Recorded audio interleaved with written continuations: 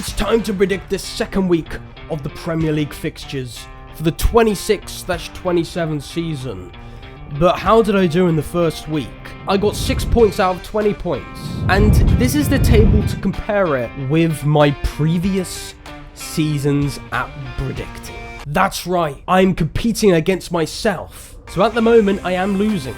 I'm in 4th, but 6 points ain't bad. I got Fulham Chelsea bang on, and I got Man City Bournemouth bang on. What am I waiting around for? It's time for me to predict all 10 games for week 2. Starting on a brilliant Friday, the 28th of August. It's at Selhurst Park. It's Crystal Palace versus Manchester City. Crystal Palace lost 2-0 to Everton. It was a close game. Mateta missed shot after shot. He should have scored. And Eddie Nketiah was the player that was making things happen. He looked really good. Eddie Nketiah could have got 2 assists if Mateta could finish his beans. And he could have also scored because he hit the post at one point. Crystal Palace, I suppose, was sort of unlucky to not score, but they didn't score. And at the end of the day, that's a big factor. Now, if they couldn't win or even get a point against a mid-table quality side in Everton, what makes you think they can beat Manchester City, a title-challenging side who started off the season better than Crystal Palace, winning 2-1 against Bournemouth? Yes, Man City, after 78 minutes, was trailing against Bournemouth by 1-0. When Shirky came on, boom! He got 2 assists, he made things happen. Man City won at 2-1, and Ryan Shirky's such an important player. I don't know why he didn't start the game, but if he starts the game, and even if he comes on off the pitch, he will get Man City a win over the line. And I think Man City will win this 3-1. I could imagine Crystal Palace scoring 1 because of the home crowd at Selhurst Park, and also Man City did concede 1 against Bournemouth. So it's understandable why Crystal Palace will score. Manchester City are just too strong. Too strong. Over to the Saturday kickoffs on the 29th of August. It's the 12:30 PM kickoff. It is at Anfield. It is Liverpool versus Nottingham Forest. Liverpool drew 2-2 against Newcastle United, and oh my, they got lucky. Oh yes, they did. They got extremely lucky. They should have lost that game, but Szoboszlai got a penalty. They scored at the 99th minute. And Liverpool, they were the worst team against Newcastle. In the attack, they really struggled to even break into Newcastle United's penalty box. I think it will work under Iraola, but that performance, you can tell there's a lot of work needing to be done. So I could imagine it's going to be a close game against Nottingham Forest. But because of home advantage, because on paper I think Liverpool have a better squad, I think Liverpool will win this game. And Nottingham Forest did a very good job to make it a close game against Leeds United. And Nottingham Forest had so many big chances in that game. Chris Wood should have scored, but it went wide. They hit the post, James Trafford made a fantastic save, and a couple of other big opportunities, near misses. Nottingham Forest didn't look half bad, and defensively seemed pretty solid. Maybe Matt Sales could have done better for that free kick against Anton Stack. But overall, Nottingham Forest away from home, and the fact that he did lose the first game, I think Liverpool look better. 2-1 at Anfield to Liverpool. 2-1 is like the most common scoreline in the Premier League, so it makes sense. Moving over to the 3 PM kickoffs on Saturday. It is at the CBS Arena. Coventry City versus Hull City. It's going to be a close game. It looks like Hull City are going to win this. In terms of their opening game of the season, Hull City beat Manchester United 2-0. They look structurally sound defensively, getting a clean sheet. The defenders having a masterclass, scoring both times. So Hull City have a really good positives coming into this game. Well, Coventry City do not. They lost 3-0 to Arsenal. They did not look like they were in that game at all. There was one near miss opportunity near the end of the game, but Arsenal dominated Coventry comfortably, and it was a walk in the park for Arsenal. But But Arsenal are better than Manchester United, and Hull did have the advantage of at least being home in their opening game. This time round, Coventry can learn from Arsenal, and at home against Hull City, who are the worst rated Premier League team, I think they can win. They already know how Hull function, and with the home crowd supporting them, I think Coventry City can win this 2-1. Now, I think this is going to be an ultra close game, because in terms of recent history, this seems to always end up in a draw. Hull City proved me wrong against Man United, but I think that's not sustainable to say they're always going to win like that. If Coventry City are going to pick up points to stay up, they're going to be against newly promoted teams. I'm sorry, Hull fans. I know you played amazing against Man United. Your defense was brilliant. 2 defenders scored even. But this time round, it's going to be different when you're away from home. Your away record, I think, is going to be really bad. The Cherries versus the Toffees. Bournemouth did well to hold off Manchester City to the 78th minute, but they couldn't get any points against Man City. That's their first loss since January the 3rd of 2026. That's crazy. They're home here, so I cannot see them losing, especially the defensive fight they had against Man City. And considering Everton are that mid-table team, I can imagine this being a draw. A low-scoring draw, that is. I'm going not 0-0, not that low-scoring. I think there will be goals, because both teams have good attackers to score. I'm going 1-1 between the Cherries and Toffees. Remember, Everton do have a really good defence, and under David Moyes, games are normally in the low scoring end because he sets up his defence really good. And Everton look really good in their opening game. Bournemouth look good to hold off Man City for the majority. So it's hard to say a winner, and I think both teams are going to be similar placed in the final league table at the end of the season, and overall I think both teams are similar quality on paper. Over to the Tottenham Hotspur Stadium. It is Tottenham Hotspur versus Newcastle United. Newcastle are going to be finishing definitely in a European place. Newcastle should have got 3 points. Everything was gelling together, Newcastle. Liverpool really struggled because Newcastle defensively were rock solid. Liverpool had to shoot outside of Newcastle United's box because they couldn't actually break the defence to get into the Newcastle's penalty area. Ungamoa was destroyed by Lewis Hall in left back. I know Lewis Hall did concede the penalty and he was annoyed. That passion, the annoyance and regret of what he done by accident, it shows the passion he holds as a Newcastle fan. And he had such a great game that is not going to affect how good he played conceding that penalty, because he's a world-class player. He performed like an 8 out of 10 in that game. The whole Newcastle defence, including the new signing Dedic, did brilliantly for Newcastle. The midfield of Lewis Smiley and Sean Steer, who needs Bruno Guimaraes and Sandro Tonali? Those worked brilliant together. And then on the bench, Newcastle substitutions were way better than Liverpool substitutions. And then, William Ashula and Alanga.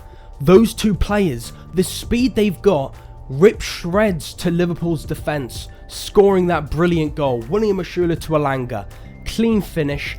And then Wissa. Wow. Wissa looked fast. He looked good on the ball. His passing was really, really good. He was probably my man of the match, making everything happen in the attack for Newcastle. I talk about Newcastle in a highlight. We talk about Spuds. Terrible. They got dominated and battered by Brentford. De Zerbi absolutely gutted. They got destroyed. It was awful. Losing 3-0, they're back in the relegation zone. Tottenham are losing this. I'm going 2-1 to Newcastle United. It's the most common scoreline. 2-1 makes sense. Newcastle, that attack is just too fast. Matheus Giselle is balling. 2-1 might be generous for Tottenham, tempted to go more towards Newcastle. But because Tottenham are home, and because I do feel like Tottenham will be able to finish mid-table this season, I think they will recover and want to really bounce back from that big defeat. So that's why I'm going a bit more of a closer game. But I've still got trust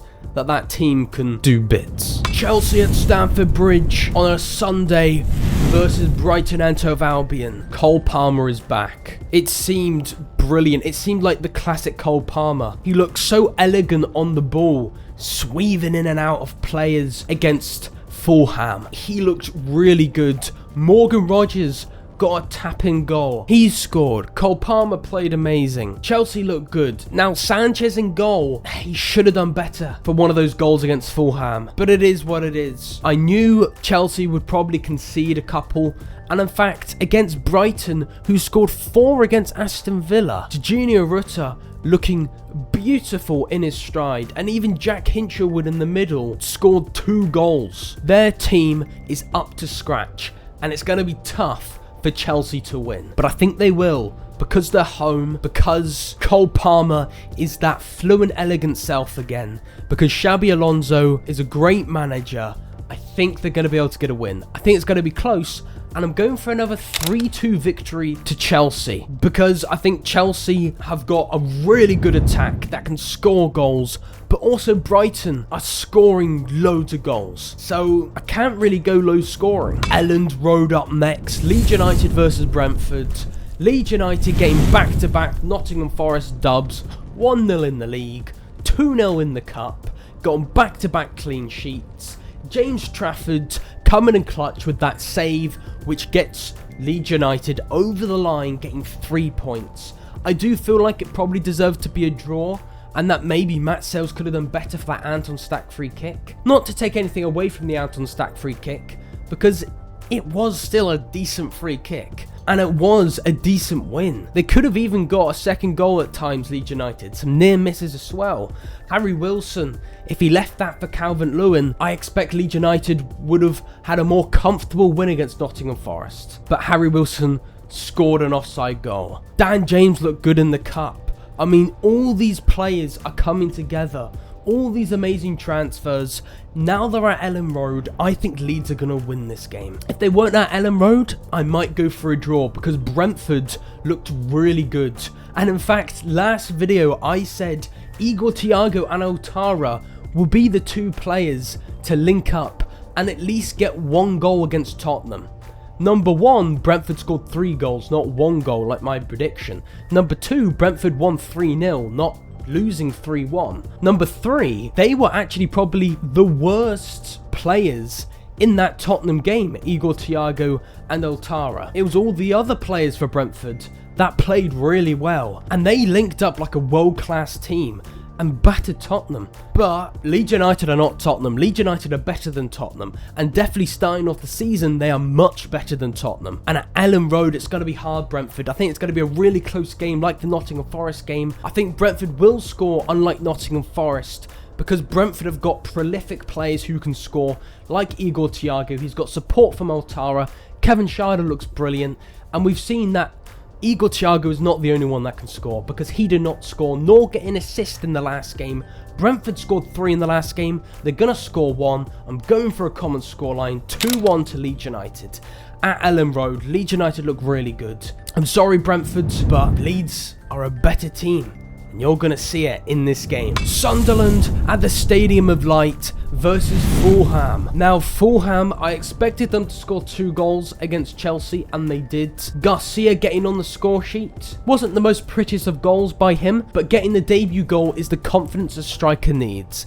But I'm afraid away from home against Sunderland, I could imagine it being a low-scoring game. I think Fulham, obviously without Raul Jimenez and Harry Wilson, at times will struggle to score. And I don't think they're going to be able to score against Sunderland, especially at the Stadium of Light. I think that defence is a really solid defence, and Xhaka helps out in the attack and defence. And his pass accuracy, Xhaka, is just on another level. He was possibly the best player for Sunderland, losing 2-1 to Ipswich. I'm not going to go for a Sunderland win because they lost to Ipswich Town. They should have done better against Ipswich. I was disappointed. They almost did get a draw, but Jack Clarke capitalised on a silly Sunderland error, giving the ball straight to them, to Ipswich. That's not good, and I'm just not impressed with Sunderland. So I think this is going to be 0-0. My first 0-0 draw prediction, I got that Fulham will lose 3-2 to Chelsea. So I'm hoping I can predict Fulham well. And this is 0-0. I don't see Sunderland losing at home. And they are notoriously known for last season scraping draws at the skin of their teeth. And I think this is what's going to happen here. I think Fulham are going to be the slightly dominant side. But Sunderland, they're going to have a rock solid defence. Manchester United at Old Trafford versus Ipswich Town. Manchester United,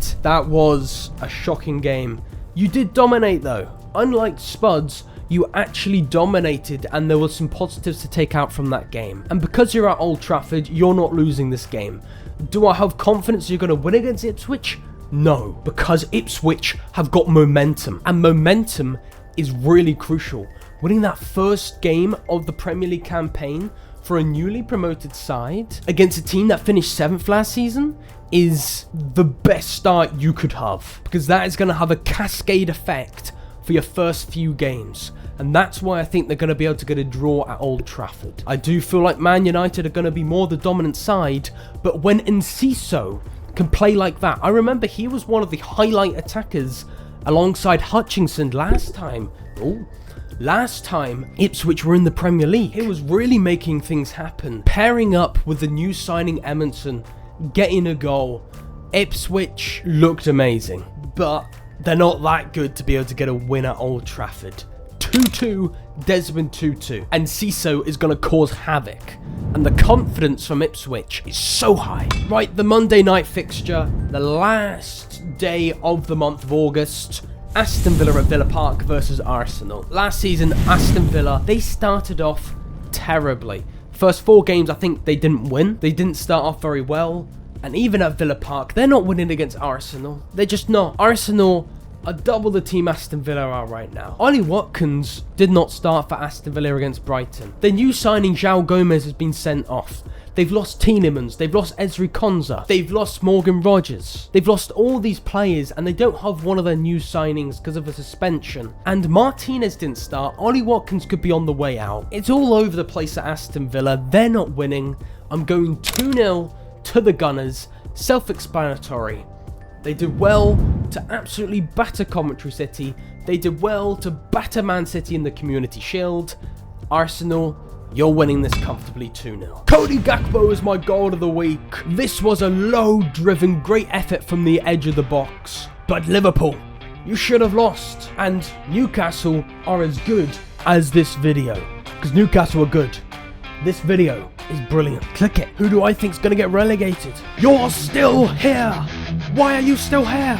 Click the video. Clickety click. Come on. Oh my gosh, just click it.